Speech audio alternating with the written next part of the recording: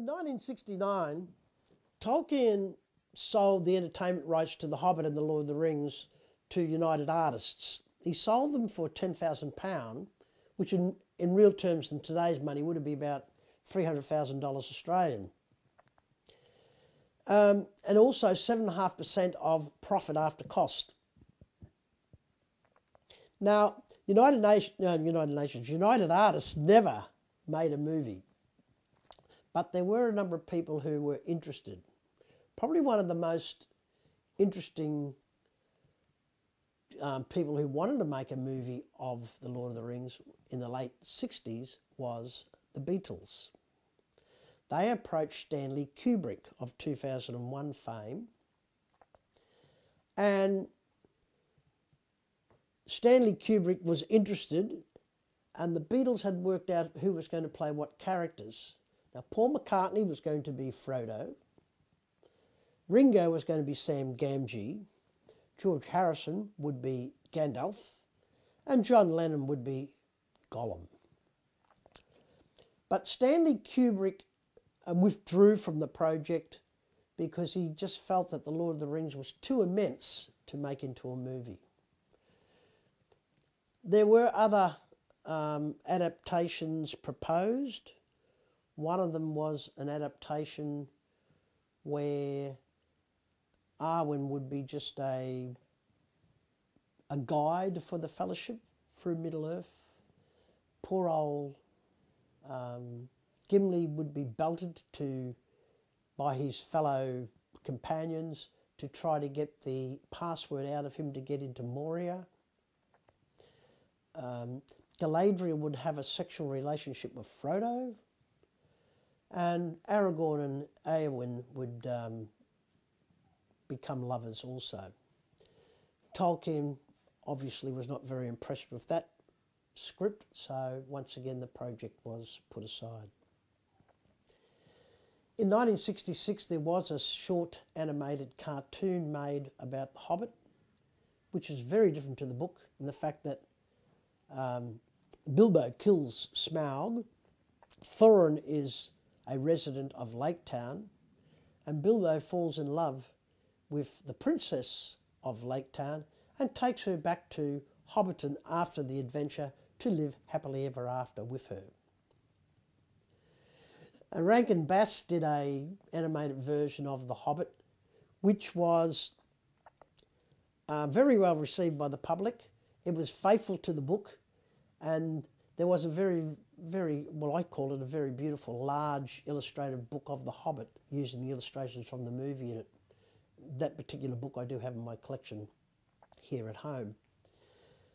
Also, in 1978, Ralph Bakshi produced a sort of a semi-animated movie of The Lord of the Rings. He was going to do The Lord of the Rings in 2 parts. It was a financial success, but the movie company didn't go ahead with the project for part 2 of The Lord of the Rings, so Bakshi's version was only part 1. So Rankin Bass then did another animated Return of the King movie, which is sort of a gap filler, although some of the characters are missing from that version. In later years, we've had a number of other people do television miniseries on The Hobbit or The Lord of the Rings. I know there's one infamous one from, I think it's Finland. If I remember rightly, Boromir looks like a samurai. So, you know, they have some really unusual and strange interpretations of the characters. Of course, the most famous movies are the ones done by Peter Jackson, the trilogy of 2001, 2 and 3, and of course the current Hobbit movies. And the last one of them is coming out later in December this year. Peter Jackson's films, The Lord of the Rings, you have to realise that The Lord of the Rings is an immense novel. What they did with the movies, The Lord of the Rings, was they sort of condensed this huge story into 3 movies. And in doing that, they did change a lot of storylines and plot lines. For instance, in the books, Arwen does not carry Frodo to Rivendell, which she does in the movie.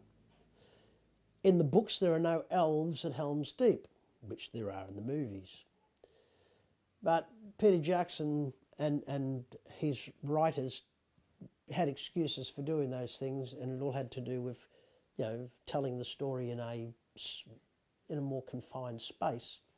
A lot of fans were disappointed that Tom Bombadil was not in the movies. And a friend of mine jokingly says that's because they couldn't get a certain actor to play the part. But believe me, it was just, once again, cutting down the story to fit it into a movie. Overall, I felt that the Lord of the Rings movies were faithful to Tolkien. It did feel as though you were in Tolkien's world. As we know, the third movie was a huge success, winning several Academy Awards. The Hobbit movies are different. I personally believe that the Hobbit movies have lost the spirit of Tolkien. To me, there's too many plot changes, and the reason being is this time you had a small book being made into 3 movies, whereas before you had a huge book being condensed into 3 movies. And I think the fact that you're taking a small story and expanding it into 3 movies creates a lot of diversions from the original storyline. And the further these movies go, the further away it deviates from the original story of The Hobbit. Many other details that we can go into here. I suppose the most obvious one is Azog, the white orc who is chasing the company everywhere they go on his white warg. And in Tolkien's history, in Tolkien's writings, Azog is already dead at the time that The Hobbit takes place. So, some of these changes to the plot are very hard for fans of the books to follow. Well, to understand why was this done. There are a lot of other changes that we could talk for ages.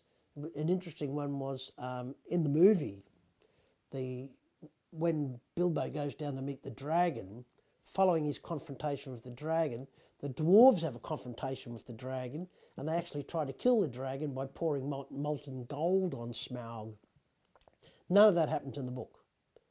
Bilbo has 2 confrontations with the dragon in the book, but the dwarves at no stage in the book ever confront the dragon. But the interesting thing was, I went to see the movie with my cousin, and when we came out, he says, "Oh, weren't those scenes with the dragon fantastic?" So I guess that proves that, if you're not a fan of the books, the movies, you will find the movies, great movies. So I guess for a movie audience, they are great movies, but I just find that they have, to me, some of the spirit of Tolkien has been lost in these current Hobbit movies.